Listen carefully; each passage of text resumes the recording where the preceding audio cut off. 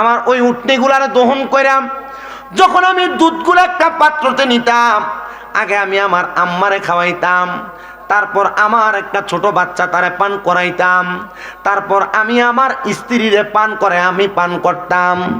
একদিন যখন আমার উটনির দুধ আমি দহন করে আমার আম্মাজানের কাছে যাওয়ার পর আমার আম্মাজান ঘুমায় গেছেন। আমি আমার আম্মাজানকে ঘুম থেকে জাগ্রত করি নাই। এ সন্তান, পিতা মাতার অবাধ্য হইলে আল্লাহ তাআলা বিপদ দেয়। মা বাপের অবাধ্য হইলে আল্লাহ কি দেয়? মা বাপরে বাদ দেন না, খানা দেন না, কিন্তু হৌর হরিরে কি সুন্দর আব্বু আম্মু করে ডাক দেয়, আছে না? বউয়ের কথা শুনে আপনি বাহির থেকে আইয়াই মারে ধমক দিয়ালান, বাপরে ধমক দিয়ালান। ভাইয়ের বউ আর বউ আপনির বউ ঝগড়া লাগছে, ঝগড়ার পর আপনি কি সুন্দর বাপ মারে উল্টা পাল্টা কইলান যে তোমরাই ঝগড়াটি লাগাও, তোমরা থাকতে ঝগড়া লাগাকা। মা বাপের উপর খবরদারি করা, আঙ্গুল তোলা, গরম ভাষায় কথা বলা তোমার বিপদটাই কানে, তোমার অভাবটাই কানে, তোমার অসুস্থতাটাই কানে। তুমি কি করবা এটা তোমার বিষয়। তবে যদি তুমি নিজে বিপদ থেকে বাঁচতে চাও, অভাব থেকে বাঁচতে চাও, টেনশন আর মুসিবত রোগ থেকে বাঁচতে চাও, আম্মা আব্বার পায়ে লুটে পড়ো, আম্মা আব্বার কদমে চুমা দাও, আল্লাহর কসম তোমার বিপদ মুসিবত টেনশন অসুস্থতা সব দূর করে দিবে একজন। জোরে বলেন তিনি কে? মা বাবার অবাধ্যতা আপনাকে অসুস্থ বানাবে, আপনাকে অভাবী বানাবে, আপনাকে রোগগ্রস্ত বানাবে, চিন্তাগ্রস্ত টেনশনগ্রস্ত বানাবে। মা বাবার কদমে পড়ে যাও, দেখবা দুনিয়ার সব তোমার ঠিক হয়ে গেছে। তিনি বলেন আমার আম্মা জান যখন ঘুমিয়ে গেছে আমি আমার দুধটা আমার ছোট বাচ্চাটারে পান করাই নাই, আমি আমার স্ত্রীরে পান করাই নাই, আমি নিজেও পান করি নাই। আমি দাঁড়ায় রইলাম আমার মায়ের পাশে। সকাল হয়ে গেছে, আমার ছোট বাচ্চাটা ওয়া ওয়া করে কান্না করে। আমার আম্মা জান আমার সন্তানের কান্নার আওয়াজ শুনে ঘুম থেকে জাগ্রত হয়ে গেছে। যখন জাগ্রত হয়েছে আমি আমার আম্মা জানে দুধ পান করাইছি। আমার মা ডাক দিয়ে কই সন্তান, গভীর রজনীতে তুমি আমার পাশেই দাঁড়ানো ছিলা, তোমরা নিজেরও কি পান করো নাই? না গো মা, তোমারে না খাওয়াই আমরা খাই না। বউ তোমারে লুগে লুগে নাস্তা আনতে কইছে, রাত্রবেলা বউয়ের লেগে নাস্তা ডানলা, আব্বা আম্মা কি খায় একবারও কইলা না। বউরে কত দামি দামি খানা রেস্টুরেন্টে নিয়ে খাওয়াও, আব্বা আম্মার এক মাসে 1 কেজি ফলও কিনা খাওয়াও না। বউরে শ্বশুর শাশুড়ির বাড়িতে নেওয়ার সময় আইসক্রিম ফুচকা চটফটি কত কিছু খাওয়াও, আব্বা আম্মারে নিয়ে তো কোনোদিন ঘুরতে দেয়া দামি কোনো খানা খাওয়াইলা না। সন্তান একটা বার আমার কথাটা মনোযোগ লাগাও। কত আব্বা জানার 100 টাকাও আব্বার সন্তানের কাছে খুঁজা নেওয়া লাগে। ও সন্তান তুমি কি জানো নবীর হাদিস কি বলে? আমার নবীর হাদিস বলে কোন বাবা তার সন্তানের যত সম্পদ আছে অনুমতি লাগবে না, অনুমতি ছাড়া পুরা সম্পদ যদি খরচ করে ফেলে ওই আব্বার কোনো গুনাহ হবে না। কারণ ওই আব্বার সন্তানের যত সম্পদ এগুলা সন্তানের না, এগুলা সব তার আব্বা বেঁচে থাকা অবস্থায় তার আব্বার সম্পত্তি। জবান খুলে জোরে জোরে এখন আল্লাহু আকবার। 100 টাকা খুঁজনের লাগে ভূতের কাছে, 100 টাকা খোঁজা লাগে। আমি তো এখনো বলে আসছি, ইসমাইলের আম্মার কাছে বলে আসছি, তারপরও দেয় না। আমি তা কইছি আমার বাপে যদি দৈনিক আমার মন চাই প্রতিদিন 1000 করে হাত খরচ দিতাম, আমার হেবাটার কাছে যা দেই খরচ হড় আলা খরচ করে। আমার আব্বার কাছে যা দেই কুরসিয়া মানুষের কি বিচি করে খরচ করে। হ্যাঁ বউর কাছে জিগা বেটতে দে সে বেড়ায় বউর কাছে জিগে এরপরে দেয়। আর না না না জিগানোর কাহিনী আছে তো, কারণ তেনা কামাই করে না জোলাটা তার বেটির কাছে বান্ধব। কথা কয় না কা তার ব্যাংটা তার বউ।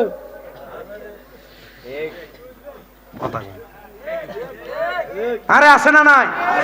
তবে দুনিয়াতে এমন কিছু কিঞ্চিত ঘটনা ঘটছে যে ঘটনাগুলো খুব বেইনসাফি ঘটনা।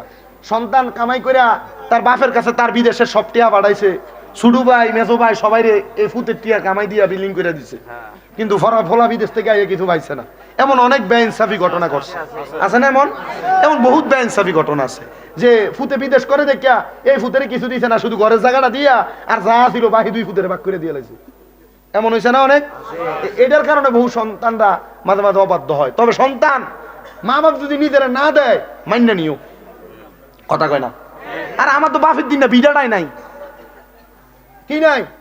যে দূর আছে শুধু 2 রুমের একটা টিনের ছোট্ট ঘর, আমার তো নাই। কিন্তু আপনি আমার বাড়িতে যাইলে রাস্তার নামলে জিগাইবো, আপনি যদি কইবেন না শামীম রাজার বাইর যাম, জিগাইবো কোন বাইর, বুঝালেন কোন বাড়ি, মানে বাড়ি কয়টা। আমার আব্বা জানের একটু দোয়া আছে।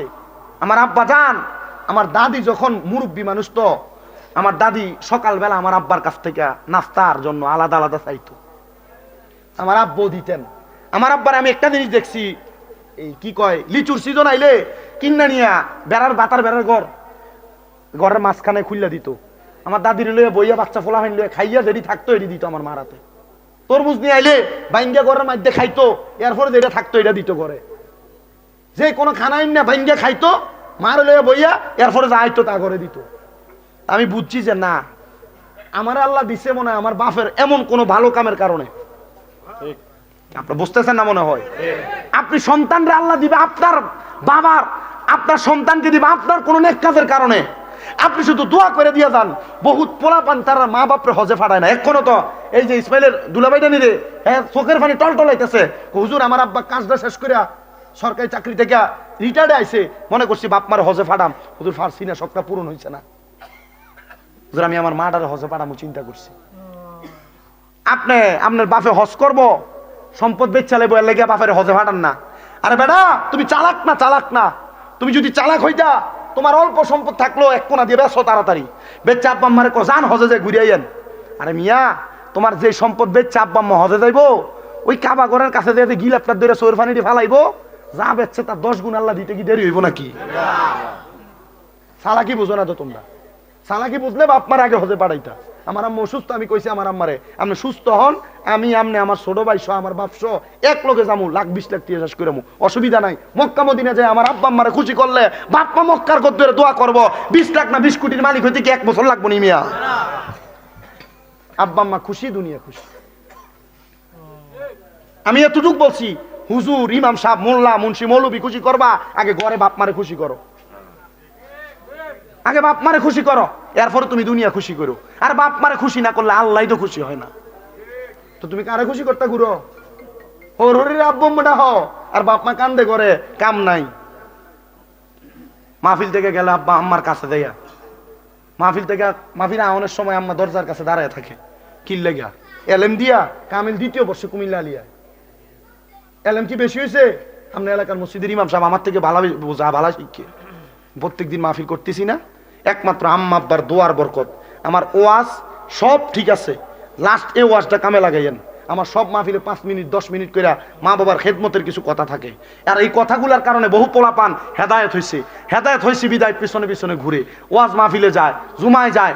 আপনারা বলেন তো, এই মুগুজি এলাকার প্রত্যেকটা সন্তান যদি মা বাবার প্রতি অনুগত হয়, আল্লাহ তাআলা চাইলে এই সন্তানের তকদির পরিবর্তন কইরা এই সন্তানকে টাকাওয়ালা, পয়সাওয়ালা, সম্পদওয়ালা বানানোর ক্ষমতা ওই আল্লাহর আছে না নাই?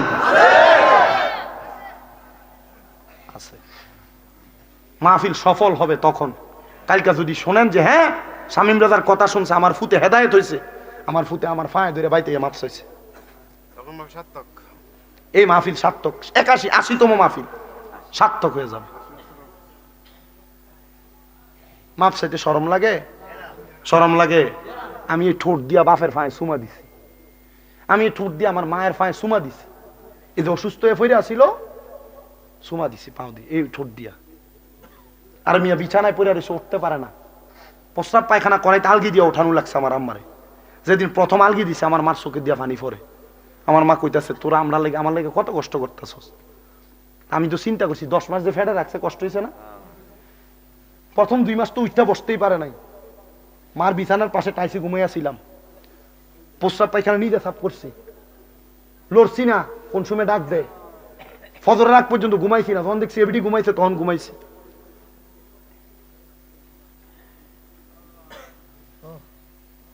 আর আপনার আম্মা আব্বা এমনি পড়ে থাকে। আমি আল্লাহর কাছে এখন এই যে মাহফিলে চলে আসি, 2 দিনের জন্য 3 দিনের জন্য চলে যায়, আল্লাহর কাছে বারবার কই, আল্লাহ আমি জানি না আমার মার হক আমি আদায় করতে পারছি কিনা, তুমি আমার এটার কারণে বদদোয়া দিও না। আমি আমার মার কাছে আইয়া কই, আম্মা আপনি আমার বদদোয়া দিয়েন না, কোনো কষ্ট হয়নি, বারবার ফোন দিয়ে খাইছেননি, আপনারা মা বাপরে দমকাননি, আমি দমকাই।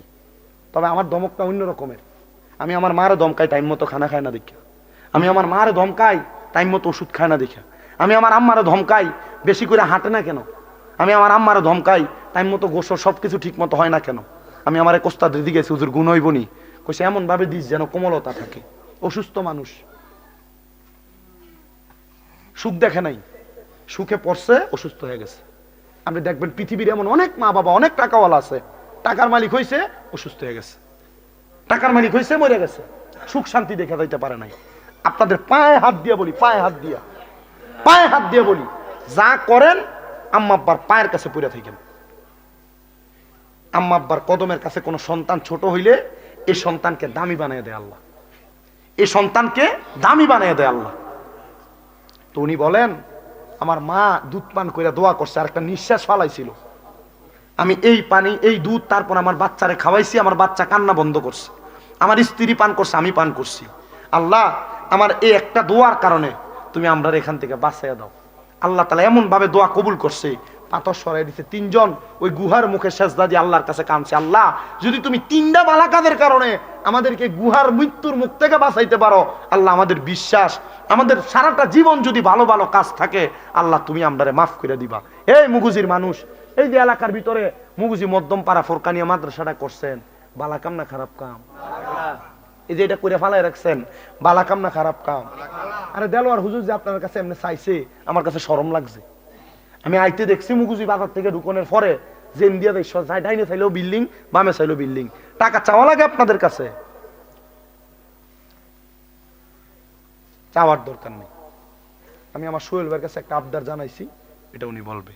শুধু আমি 5 জন মানুষ চাই যারা কইবেন যে হুজুর আমি 10,000 টাকা কইরা ভালো কাজে শরীক হওয়ার জন্য, 80তম মাহফিল 81তম হবে, হুজুর আমি 10,000 টাকা এক নাম্বারে দিব অজুখানার জন্য। আমি ভালো কাজের কথা এটারই বলছি, অজু করে নামাজ পড়ে। আমি 5টা মানুষ চাইব 10,000 করে টাকা দিবেন, হয় এখন দিবেন, নয় 5 মাস পরে দিবেন, নয় 1 বছর পরে দিবেন। 1 নাম্বার কে দিবেন বলে হুজুর আমার এই ভালো কাজের একটা ভালো কাজ হবে, আমি 1 নাম্বার 10,000 টাকা দিব। একজন হাত তুলবেন, আমরা একটা পরে লই, আমরা গরু দেখালাইছি, আমরা মুরগা কালেকশন করে লইছে তো, মুরগা বলে কালেকশন, এবার মুরগা না গরু, মুরগা আমরা মুরগা কালেকশন হয়ে গেছে কি, আমরা ওজু গোনা লাগে তোলেন, আমরা তো 10,000 লইলে হইতো না, হোসাইতো না। না আমি দিছি।